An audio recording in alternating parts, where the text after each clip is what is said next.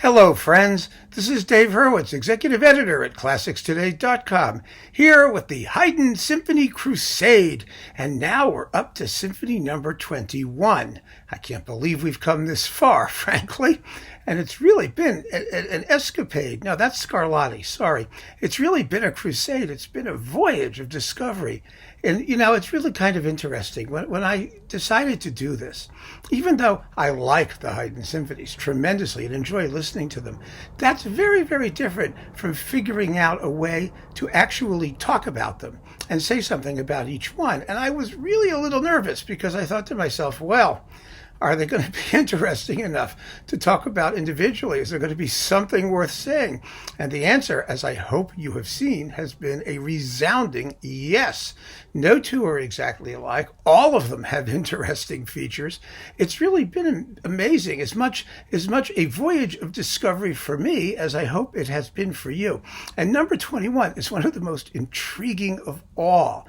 It's one that really tells us that textbook theories of sonata form, of these other ideas of formal strategies are just not applicable to Haydn. First of all, because he invented them and some of them hadn't been invented yet. And second of all, because he never knew, he never cared. And by the way, if you hear some fun stuff in the background, it's because it's warm out tonight and the window is open. And we're in the city, so you hear the wind chimes in the back and the sirens going off. And I think that just adds to the charm of the whole discussion, don't you? So let's just continue where we were with Haydn. Really fascinating things happen in Symphony number 21. Now, it's in A major, and the scoring is typical for early Haydn, just two oboes, two horns, strings, maybe a bassoon on the bottom, a harpsichord continuo that Haydn never wrote, and which gets in the way quite frequently and annoys the crap out of me, but that's the way it is, and that's what we usually hear these days. And so we don't have a lot of choice. But this happens to be a very good performance. This is on Naxos with the Northern Chamber Orchestra under Nicholas Ward. And aside from that continuo, this is really a very fine performance of an amazing symphony. First of all, the piece begins with an adagio, with a slow movement. And Haydn's opening adagios usually involve the full orchestra, so this one does. And it's the only slow movement in the symphony. After that comes a very quick presto, and then a minuet, and then another very quick movement. And all of these movements are related by motivic material that they share. But this only becomes clear as you're listening. It's like peeling away the layers of an onion or opening up the layers of one of those dolls, nesting dolls, the Russian dolls with like the little thing in the center. And you begin to realize that in the center is a motive. And that motive is based simply on a bunch of repeated notes. Now, a bunch of repeated notes can sound like a lot of different things, and Haydn knows that, and so he exploits it in every possible way that he can. Those repeated notes take on, most prominently in the quick movements, the same motive that we hear in Beethoven's Fifth. That's da-da-da-dum. Just remember that, da-da-da-dum. And you're going to be in business when listening to the quick movement. Even the minuet begins with that rhythm. It's fascinating. It's everywhere. And you hear it right away in the opening adagio when you hear the opening adagio consists of two sort of themelets. It's a string thing and then a woodwind answer. And that woodwind answer contains ba-ba-ba-bum. And that you have to remember because those repeated notes become ubiquitous. Haydn was one of the few people. There were some things that he was able to do that no one else did quite as well. One of them was use silence, pauses, dramatic surprise pauses, and the other is just repeated notes because he develops them into all kinds of little motives that he uses to bind the symphony together. Now, the symphony is in A major, and all of the movements are in A major. But when a symphony by Haydn is homotonal, as they call it, that is, it shares the same tonality throughout, that usually means that it's going to go all kinds of unusual places to get away from that tonal framework. The tonality is a frame, but within that frame, all kinds of amazing things happen. And in particular, you will note in the first movement that there is a passage toward the end of extreme dissonance based on those repeated notes, that repeated note formula, and that is repeated in its own shape and form in the finale. And I want to just play you how that works, because when you have a movement that's very consistent and closely worked organically, when something alarming happens, you remember it. And so even though the type of passage is not exactly the same, the harmonies aren't exactly the same, when you hear the dissonant thing in the finale, you're going to say, where have I heard that before? And the place you heard it is toward the end of the Adagio. So I've made a little clip that has these two different dissonant moments so that you can hear exactly how they shake out in the first movement and in the finale. And then we're going to play through the whole symphony, because you've absolutely got to hear the whole symphony. It's so extraordinary. But first, let's take a look at the dissonant bit of the Adagio and then its equivalent in the finale. Here they are.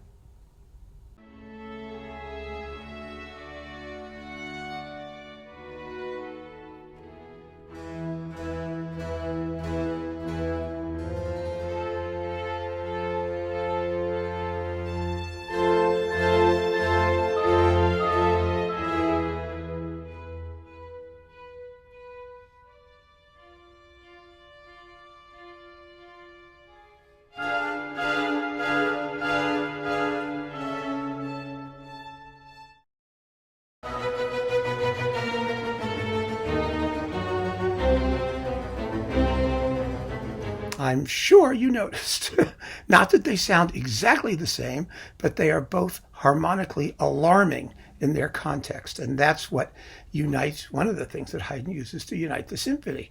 Now, in the quick movements are all based on the same material, and they actually sound like variations of each other, although their forms are quite different. We'll talk about that in a minute. But what they're basically constructed out of is that repeated note formula, the Beethoven's fifth motive, and scales, just simple scales, da da da da da da da da da da da, ba ba ba ba ba ba, da da da da da, up and down and all over the place.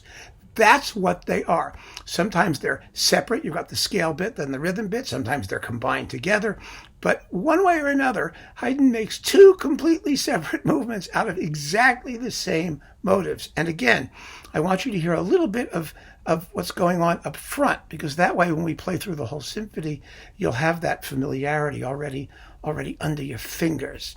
So let's listen to the expositions of both the second movement and the finale, and you'll hear exactly what I'm talking about. It's really kind of amazing what Haydn gets out of these tiny, tiny little motives that he uses in myriad ways.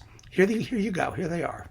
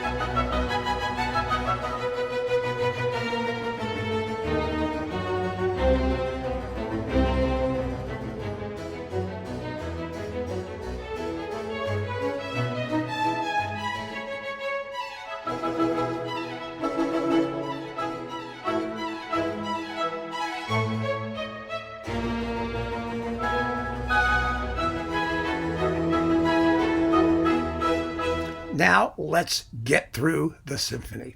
As I said, the opening movement is an adagio. It's an adagio like nothing else Haydn or anyone else ever wrote. It has no internal repeats whatsoever. None. It is a totally coherent musical organism that opens like a flower blooming. It just continually generates one endless melody out of the same simple motives. There are two of them. One we've already talked about. It's that repeated note figure that you'll hear on the oboes and horns. Before that, we hear a simple six-note motive in the strings. Da, da, da, da, da, da, something like that. It's just in even notes, even quarter notes in 3/4 time. And that's the other motive, and that's only in the adagio. It's not present in the other movements. The repeated note one is the one that Haydn uses throughout the symphony. But in this movement, that opening idea of six notes is always present somewhere. There's a marvelous moment where it's in the bass over and over and over again, simply with repeated notes on top. And in doing this, Haydn continually shuffles these motives and extends them and develops them, all to make an absolutely seamless line of melody that lasts about 4.5 minutes. It's extraordinary, truly extraordinary. Haydn never repeats himself, so he never did anything else quite like it again. But it is also, aside from being absolutely beautiful, I mean, gorgeous music, it really is an introduction, in a sense, to the entire symphony. And the form is completely unique. No one else did anything like it. So here is the entire opening movement. You can't excerpt it. You've got to hear the whole thing. You really do, in order to understand just how miraculous it is.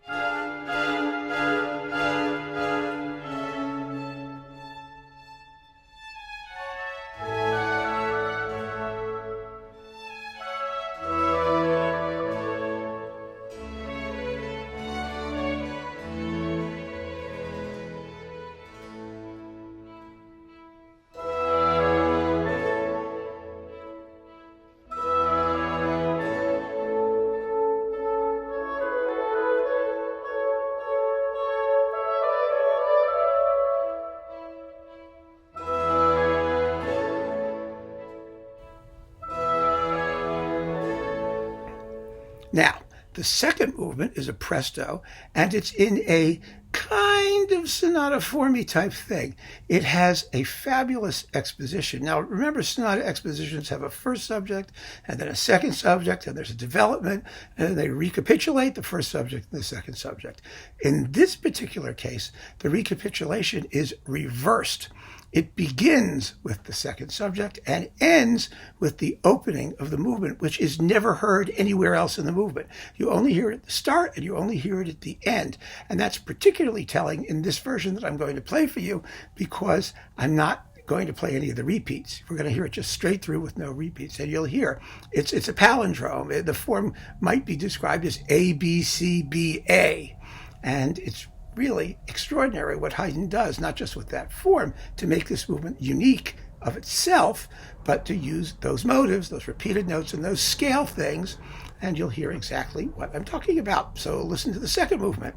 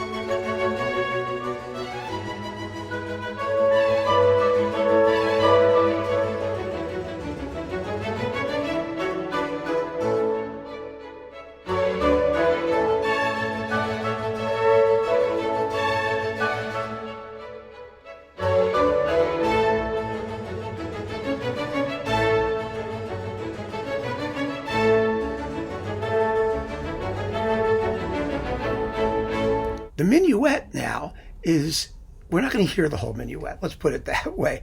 It begins with the Beethoven fifth motive, let's call it that, and is also a little unusual in that when the proper minuet, that is the main theme of the minuet, returns at the end of its first A section, Haydn sort of sneaks it in. It's varied. It's not a literal repeat, which is just another way that the symphony differs from a lot of its competitors and colleagues.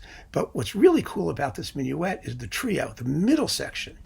Now, the middle section is scored only for strings, which is very, very interesting, because in previous trio sections, you may have noted, Haydn quite frequently reserves woodwind solos or interesting things to happen coloristically in the trio. But you may recall that because the slow movement, which Haydn usually writes for strings without anything else, was in this case an adagio that used the full orchestra.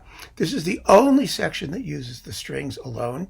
It's also the only section in a minor key, extensively in a minor key, and it's based on a very simple repetition of the same motive over and over again, but harmonized differently each time we hear it. And those harmonies, especially in its second half, do not go where you expect them to go.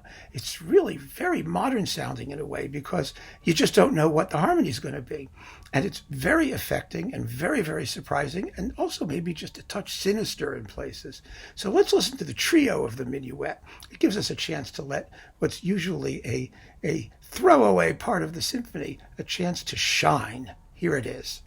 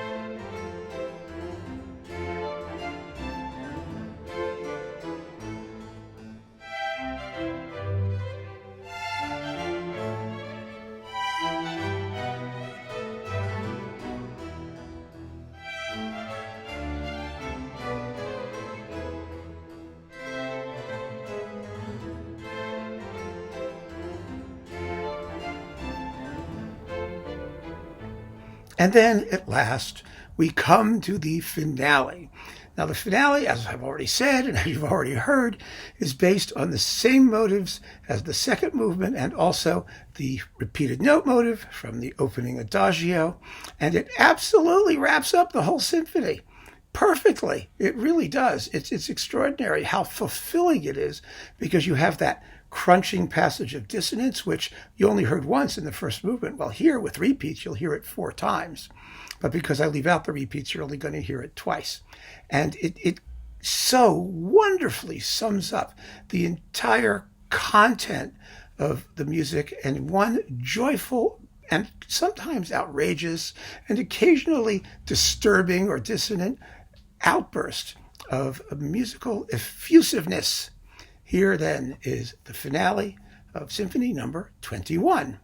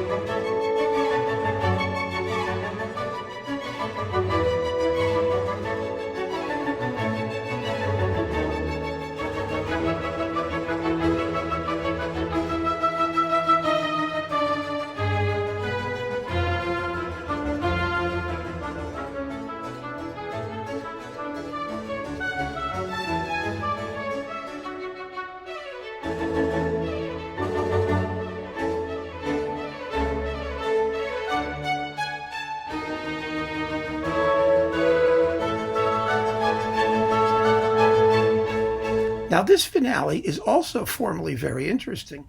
You may have noticed, for example, that the very, very opening, that very quiet opening, which is a syncopated rhythm, it's and then it takes off.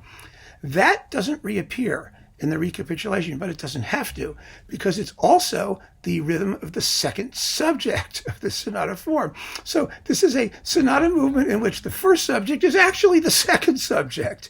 It's just amazing how much variety Haydn builds into these short, perky little movements that you'd think are perfunctory, but they're not.